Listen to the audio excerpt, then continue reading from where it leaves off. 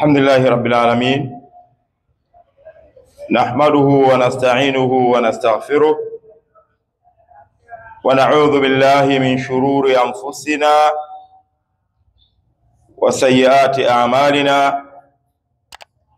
من يهده الله فلا مضل له ومن يضلل فلا هادي له، وأشهد أن لا إله إلا الله وحده لا شريك له، وأشهد أن محمدا عبده ورسوله صلى الله عليه وسلم وعلى آله وأصحابه ومن تبعهم بإحسان إلى يوم الدين. يا أيها الذين آمنوا اتقوا الله حق تقاته ولا تموتن إلا وأنتم مسلمون. يا أيها الناس اتقوا ربكم الذي خلقكم من نفس واحدة وخلق منها زوجها وبث منهما رجالا كثيرا ونساء، واتقوا الله الذي تساءلون به والأرحام إن الله كان عليكم رقيبا. يا أيها الذين آمنوا اتقوا الله وقولوا قولا سديدا يصلح لكم أعمالكم ويغفر لكم ذنوبكم، ومن يطع الله ورسوله فقد فاز فوزا عظيما. إن أصدق الحديث كتاب الله، وخير الهدي هدي محمد صلى الله عليه وسلم، وشر الأمور محدثاتها، فإن كل محدثة بدعة وكل بدعة ضلالة وكل ضلالة في النار. اللهم إنا نعوذ بك من عذاب النار. Baada ya kumshukuru Allah na kumtakia rehema na amani mtume wetu Muhammad pamoja na jamaa zake na maswahaba wake na waja wote, usikum wa nafsi bitaqwallahi azza wa jalla faqad faza almuttaqun. Ninawahusia pamoja na nafsi yangu kumcha Allah mtukufu, wamefaulu wacha Mungu. قال سبحانه في محكم تنزيله بعد أعوذ بالله من الشيطان الرجيم: ومن يهاجر في سبيل الله يجد في الأرض مراغما كثيرا وسعة. Ndugu zangu, hutuba yetu ya leo tutazungumzia umuhimu wa kuhama. Umuhimu wa kuhama.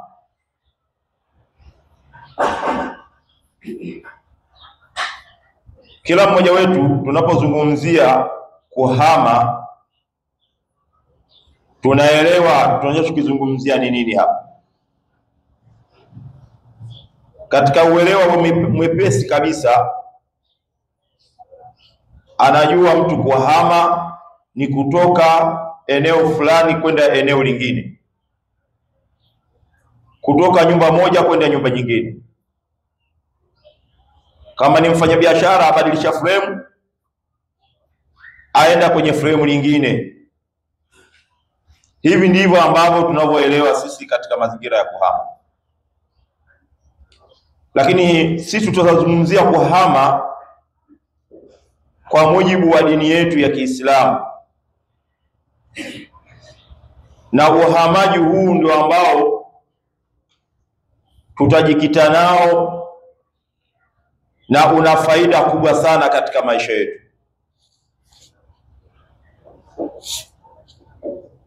Ndugu zangu, Allah subhanahu wa ta'ala anatuambia baada a'udhu billahi minash shaitani rrajim: وَمَنْ يُهَاجِرْ فِي سَبِيلِ اللَّهِ يَجِدْ فِي الْأَرْضِ مُرَاغَمًا كَثِيرًا وَسَعًا.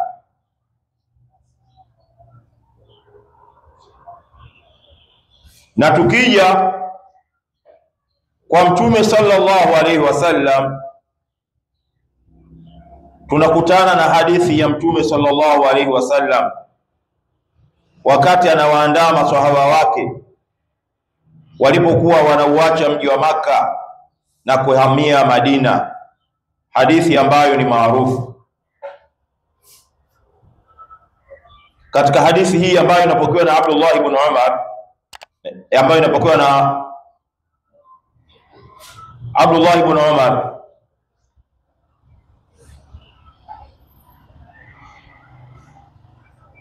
na Umar ibn Khattab radhiyallahu anhu, katika hii hadithi ambayo inapokewa na Umar ibn Khattab, Allah amridhie, anasema Umar katika maneno ambayo Mtume sallallahu alaihi wasallam amemsikia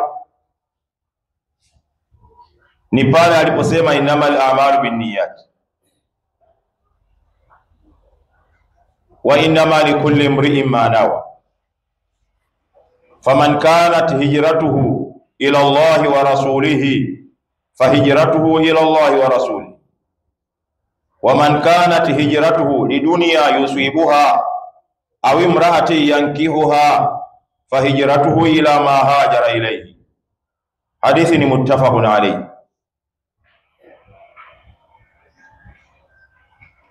Mtume katika maneno yake haya anasema matendo yanafanywa kwa nia, kwa maana hakuna mtu akalifanya jambo asiwe na lengo nalo.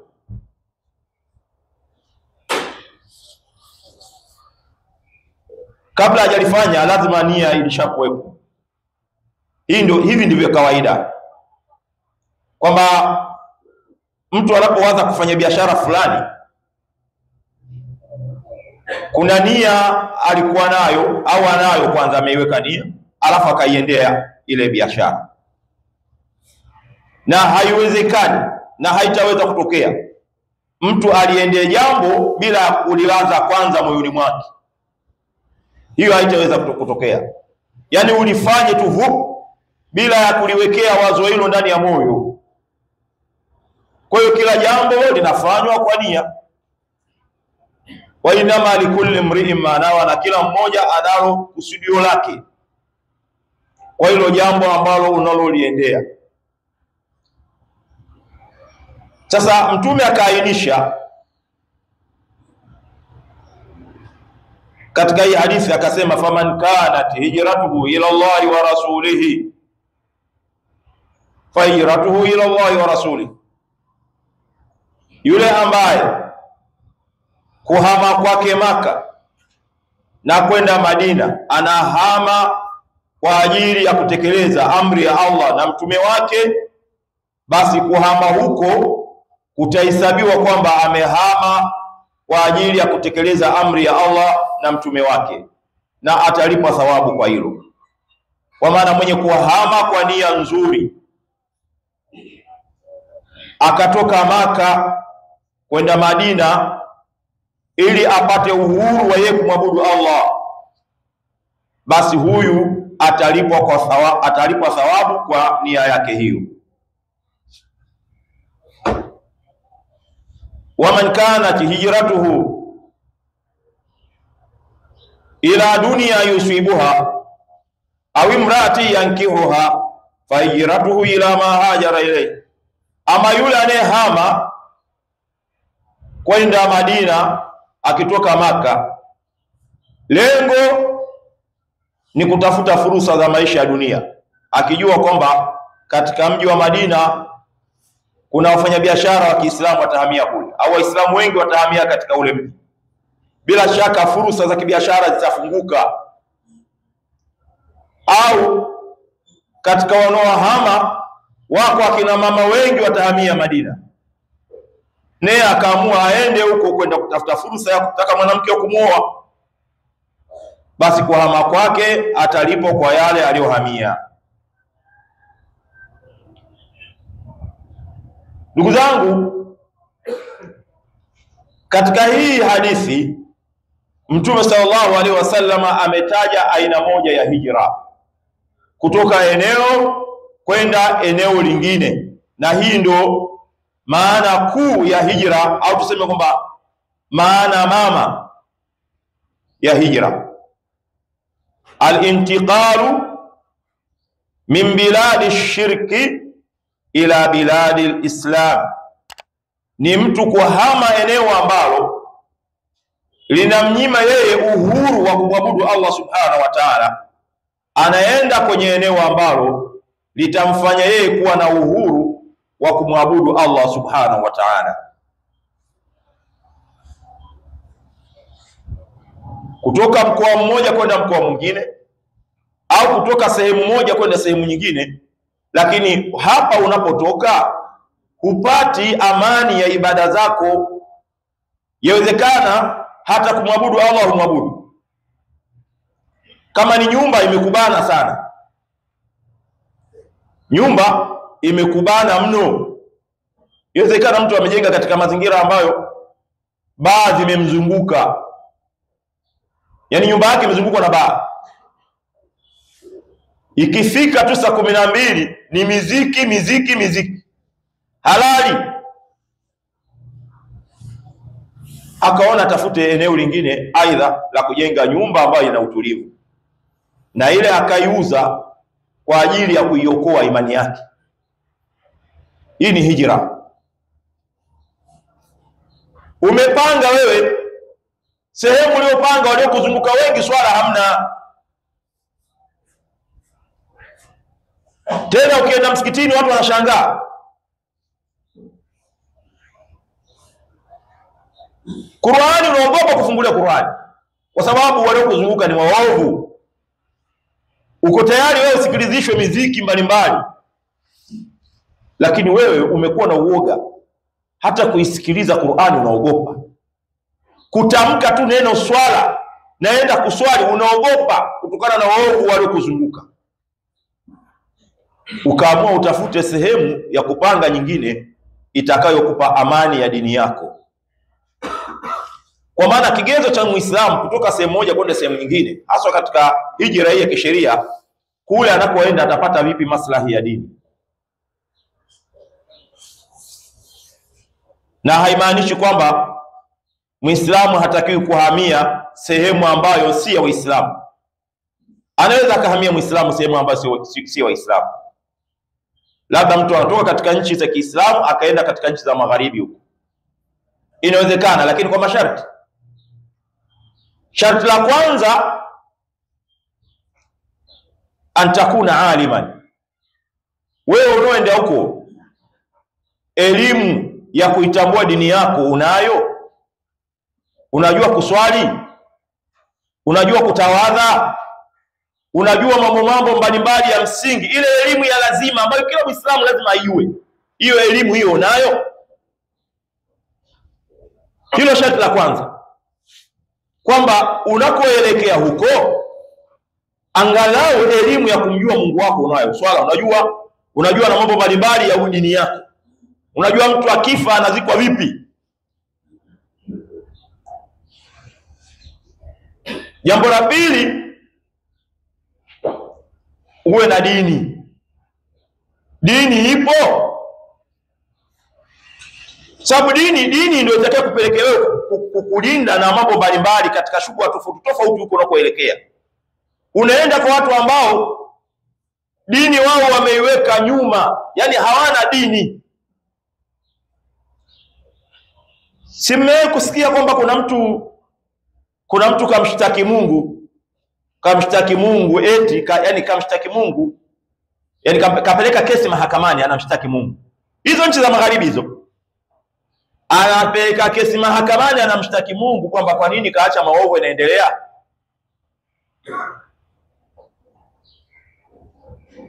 Ndugu zangu, nchi za magharibi zinavioja sana.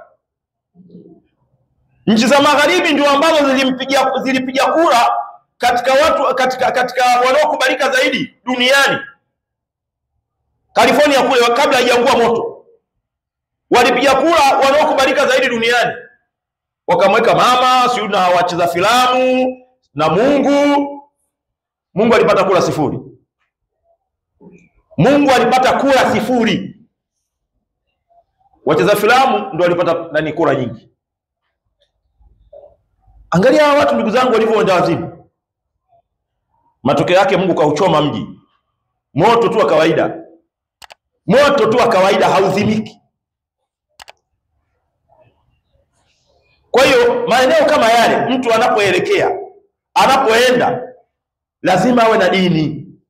Kama dini hata kuwa nayo, tutamuona kwenye TikTok atasema hamna Mungu, nyinyi wa Afrika akili hamna, mnapoteza muda wenu kumwabudu Mungu, hayo mambo hayapo. Atakwambia Mungu ndio upepo, Mungu ndio jua, Mungu ndio miti, Mungu ndio nini. Atasema hivyo. Amehamia nchi za magharibi akiwa hana dini. Kwa hiyo anasema vyote hivyo ndio Mungu, sijui miti ndio Mungu, sijui simenti, mfuko wa simenti ndio Mungu. Hivi kweli hizi ni akili? Kila kitu wewe unachokiona ndio Mungu wako. Anasema kila kitu wewe ndio Mungu wako. Wewe ndio Mungu wenyewe huyo. Hakuna Mungu mwingine. Hii ni athari ya watu kwenda katika nchi za magharibi bila kuwa na dini. Hizi nchi zina vikwazo vingi mno. Kama mtu hawi na dini, ni rahisi sana kuritadi. Sharti lingine, uwe na sababu ya msingi inayokupelekea wewe kwenda huko. Inawezekana ni mfanyabiashara wafuata mali China.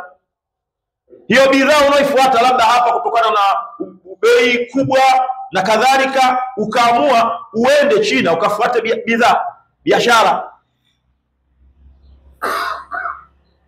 Kama ilivyo katika wafanyabiashara walio wengi wakubwa wanaenda katika hizo nchi. Au wakati mwingine watu ni wagonjwa katika nchi walionayo, hawana madaktari wa kuweza kuwatibu magonjwa hayo. Tunaona watu chungu nzima wanaenda India kwa ajili ya ugonjwa wa moyo, wengine wanaenda Marekani, wengine wanaenda kadha kwa ajili ya kutibiwa. Au inawezekana unaenda kutokana na kutafuta elimu ya dharura. Mfano, katika nchi yako hakuna madaktari waliobobea kiasi ambacho unaweza kumfundisha mtu akawa ni daktari bingwa kama nchi zile za magharibi. Kwa hiyo huyu ni mwanafunzi, analazimika aende hizi nchi za magharibi akasomee udaktari ili akirudi huko afaidishe Uislamu. Haina maana Uislamu hatakiwi kuwa madaktari bingwa.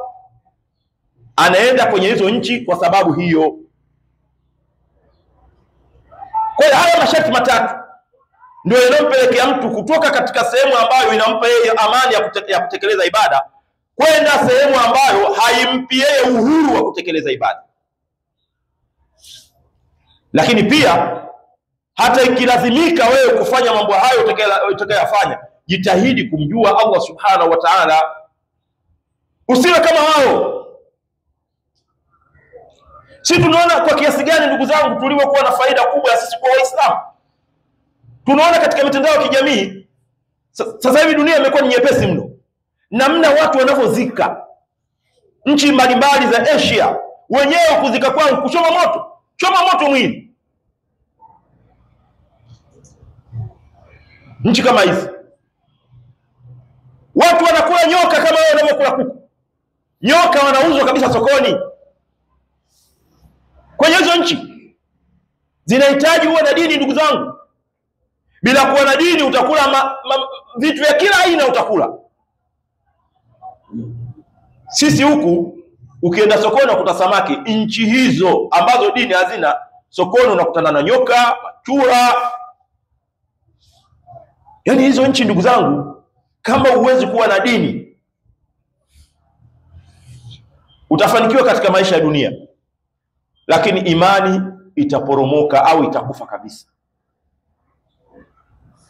Kwa hiyo haya masharti matatu ya mtu kutoka katika eneo ambalo linampa uhuru wa kumwabudu Allah akaenda katika hizo nchi za magharibi ni muhimu mtu awe nayo. Kabla ya kutimiza haya masharti, maana yake ukienda huko unaenda kimakosa na unapata madhambi. Na hilo sio ajabu ndugu zangu. Waislamu wangapi ambao sisi hapa tupo ni watu wa ibada, lakini hata mtu zile sura za kawaida tu anashindwa kuzijua. Alam tara qul Allahu araaita, zile sura fupi ambazo baadhi ya wanachuoni wamependekeza kwamba angalau Muislamu wa kawaida, sio lazima uwe shehe, ile elimu ya kawaida basi. Hata al-ilaf unashindwa kujua al-ilaf. Qul huwallahu ahad unashindwa kujua qul huwallahu ahad. angalau zile sura fupi fupi ujue. Haina maana kwa sababu wewe maamuma kwamba usijue namna ya kuosha maiti, haina maana hiyo. Maamuma anatakiwa ajue mambo ya msingi. Mara ngapi watu wanasafiri, wanaenda huko ndani, anakutana na maiti ya Muislamu. Ile eneo ni yeye tu peke yake Muislamu na huyo aliyekufa. Shehe una hapo, huna shehe hapo. Haya, wamzikaje huyo? Unamzikaje ikiwa wewe hata ile elimu ya kuosha maiti huna? Unamswalia vipi? Hiyo elimu huna. Mwisho yote utashindwa kumzika Muislamu mwenzako vile inavyotakiwa, sababu watu hatusomi ile elimu angalau ile ya msingi ya kuijua dini yetu, hatujui. Kwa hiyo tunakuwa ni rahisi mno tunapoenda katika nchi za magharibi, tunaathirika ndugu zangu. Badala ya mtu kuwa na imani, yeye anaiga. Na wakati mwingine mtu anaweza akawa na elimu hiyo angalau kidogo akawa nayo, akakosa maadili. Mtu amekuwa ni imam, anakosa maadili. Kwa hiyo hijra ni mtu kutoka eneo linalomnyima uhuru wa ibada, kwa maana kuhama. Unatafuta eneo ambalo litakupa wewe uhuru wa kumwabudu Allah subhanahu wa ta'ala. Angalau zile sha'airu dini, zile nembo za dini zidhihirike. Yaani hapo unapokuwepo unakuwa katika sehemu ambayo nembo za dini zipo. Lakini fikiria unaenda kwenye nyumba ambayo baba mwenye nyumba anakupa masharti, sasa kusikia Qur'an, sasa kusikia mawaidha, sasa kusikia nini. Mtu anaweza vipi kuishi kwenye nyumba kama hiyo? Na zaidi hapo, mtu akiendelea kuishi kwenye nyumba kama hii anapata madhambi. Badala ya kupata thawabu anapata madhambi. Aqulu qawli hadha wa astaghfirullah alazim li wa lakum fastaghfiruhu innahu huwal ghafurur rahim wa huwal barrul karim.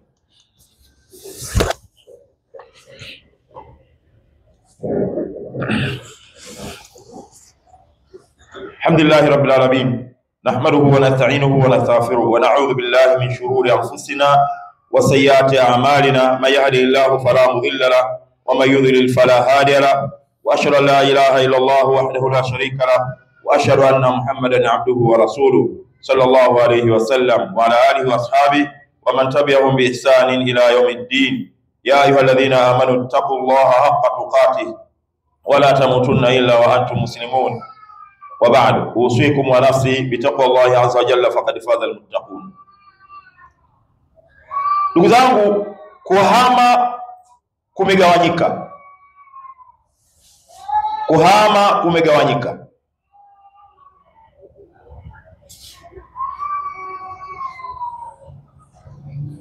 Sehemu ya kwanza ya kuhama tumeizungumzia katika hutuba ya kwanza. Kuhama kutoka katika eneo moja linalokunyima wewe uhuru wa kumwabudu Allah, unatafuta sehemu ambayo utapata uhuru wewe kumwabudu Allah subhanahu wa ta'ala. Kwa maana hijratul makan min daril kufri ila daril islam. Aina ya pili ya kuhama, hijratul amali, kuyahama mambo ambayo Mungu hataki uyafanye, kuyahama mambo ambayo Allah hataki uyafanye.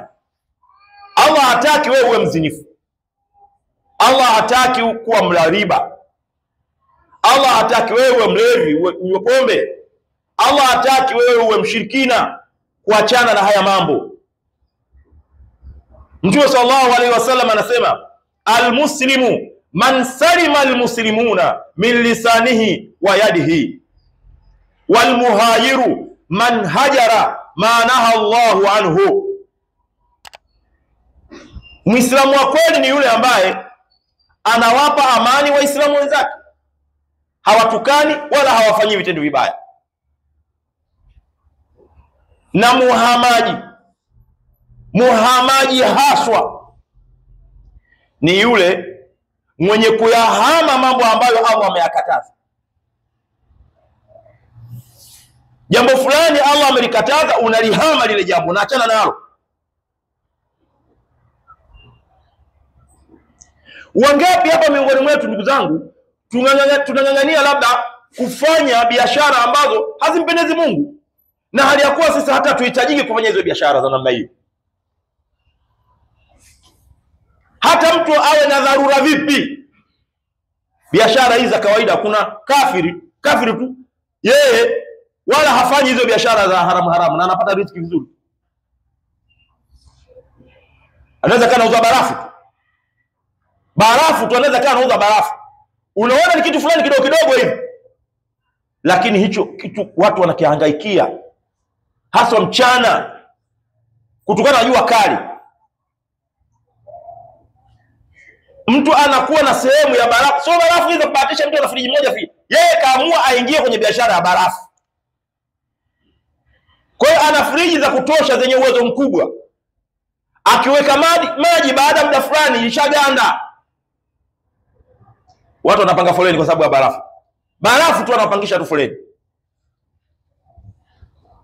Yaani ni biashara ambayo inaonekana kawaida, lakini watu wanapata kipato. Sisi Waislamu tunaamini kwamba zile biashara za haramu ndio ambazo zina pesa.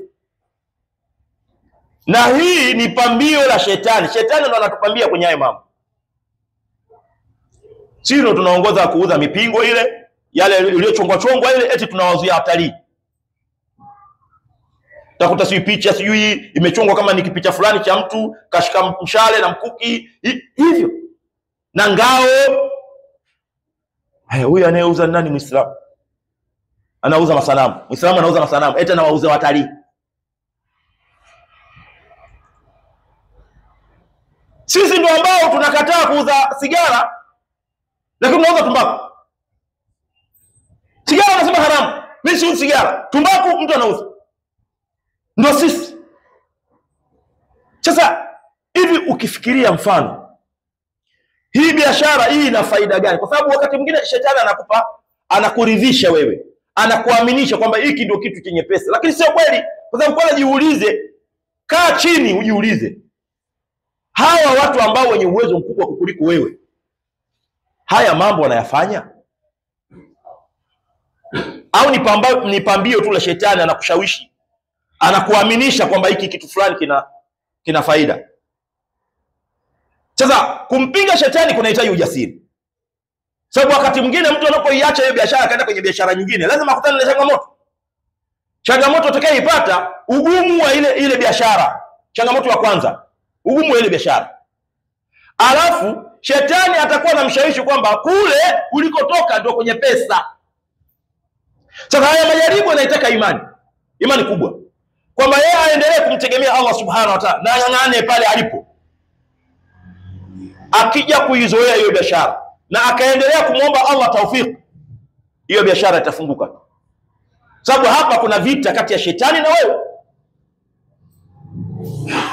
Na watu wa aina hii tushaona ambao waliacha hizo biashara wakaenda sehemu nyingine, akaamua kurudi tena kule. Anasema kwamba nimejaribu huku lakini sielewelewi, bora nirudi kule. Shetani amemzidi nguvu. Lakini kama anaamua na ajikite na muombe Allah subhanahu wa ta'ala apambane na hayo majaribu, atamshinda tu shetani. Sawa na mtu ambaye amemfunga mwanae hirizi. Angalia Allah anavyotupa mtihani. Akija mtu akaifungua ile hirizi, mtoto anaumwa kweli kweli. Anaumwa. Yaani unasema muda wote anakufa. Lakini wewe unataka ung'ang'ane. Huu ni mtihani. Allah anakupa mtihani hapa. Allah anakupa mtihani mzito. Ng'ang'ana hapa, hirizi siitaki. Tenda. Na wewe una wasiwasi gani? Wasiwasi wako wewe ni upi? Allah amemwandikia aishi, ataishi. Allah amemwandikia afya, atakufa tu. Hata mpe mailizi, hata mwili mzima uzunguke mailizi, kufa atakufa tu. Sababu kama ingekuwa hivyo waganga wasingekufa eti. Mganga nyumba amezindika kila aina mazindiko unayojua wewe. Na mara kuna mtu anapita huko na anatoa roho yake. Na maridhi shingoni yapo. Kwa hiyo kuhama mambo ambayo Mungu hayampendezi. Tuhame zina ndugu zangu. Tuhame riba. Tuhame shirki. Tuhame biashara za haramu. Huyu ndo muhamaji huyu. Na muhamaji mwingine au aina nyingine ya uhamaji, hijratul amili. Kumuhama mtu ambaye anadhihirisha maovu. Ni Muislamu mwenzenu lakini ni mtu ambaye anafanya maovu. Mlevi tilalila, mzinifu anajulikana kila sehemu na vimada. Huyu anatakiwa atengwe. Atengwe huyu ndugu zangu. Tunapomtenga, lengo letu sisi ni kumwadabisha ajirudi, ajirekebishe. Akiwa hata na shughuli, akialika watu wasiende. Hata salamu pia usimsalimie. Yaani hata salamu usimsalimie. Akikusalimia simwitikie salamu kabisa. Wala haina shida. Huyu tunamzungumzia mtu gani? Mtu ambaye ni Muislamu wenzetu, anafanya madhambi ambayo ya wazi wazi katika yale madhambi makubwa, lakini madhambi yale hajafikia kiwango cha kumtoa katika imani yake. Mfano kuuza pombe, mzinifu, vitu kama hivyo. Mmemnasihi mlivyomnasihi, habadiliki. Yeye ndo ana magrosari, ana mabaya kila aina, kubadilika habadiliki. Bana acha zina, yeye habadiliki. Mke anaye na vibada anavyo. Kila mnavyomnasihi, bana hizi biashara hazifai, habadiliki. Huyo kumtenga. Kutokwenda kwenye shughuli zake, kutokumsalimia mpaka atakapojirekebisha. Kwa maana mtu kama hata akifiwa, wakienda Waislamu wawili tu inatosha. Hata akienda Muislamu mmoja. Tena hapo ndo pigo kubwa kweli kweli. Sababu kwenye msiba ndo watu ambao wanashikamana. Lakini yeye msiba wake wamehususia watu. Hawajaenda kutokana na maadili yake mabovu. Lakini leo imekuwa ni ajabu. Watu ambao wanadhihirisha maovu ndio ambao wanapata sapoti kubwa katika jamii. Tena ya Waislamu wenyewe. Ikitokea mtu ambaye ana magrosa na biashara za ajabu, mabaa mengi anayo, amefiwa, Waislamu ndo tajazana hapo kwenye msiba. Sasa huyu mnampa nguvu ndugu zangu. Hii ni kumpa nguvu kwamba kila anachokifanya kinaridhiwa. Kinaridhiwa na jamii ya Kiislamu. Na kama hakiridhiwi, kwa nini watu wamejazana vile? Tena unampa na maneno ya subira. Kwa hiyo hijratul ami, na hii mtume aliifanya kwa maswahaba Ka'b bin Maliki na wenzake wale watatu. Walipofanya uzembe wa kutokwenda kwenye vita vya Tabuk, hawakuwa na sababu ya msingi. Aliporudi mtume aliwaambia Waislamu wawasuse wale, wawatenge ndani ya siku 50. Ikawa wale jamaa wakija msikitini hivi, wakisalimia waumini, mtu haitikii. Wakimfuata mtume kumsalimia, mtume haitikii salamu zao. Wameishi hivi ndani ya siku 50, jamaa wana mateso. Hivi ndugu zangu, umewahi kutengwa wewe?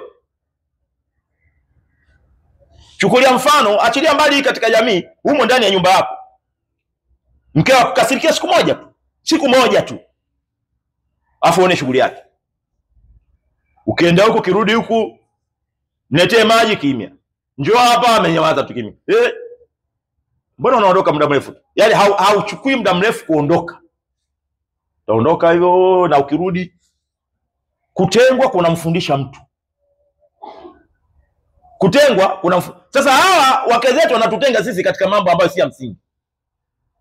Kama ungetumia islaha kututenga kwa kuto sisi kusoma madrasa, tungesoma ndugu zangu.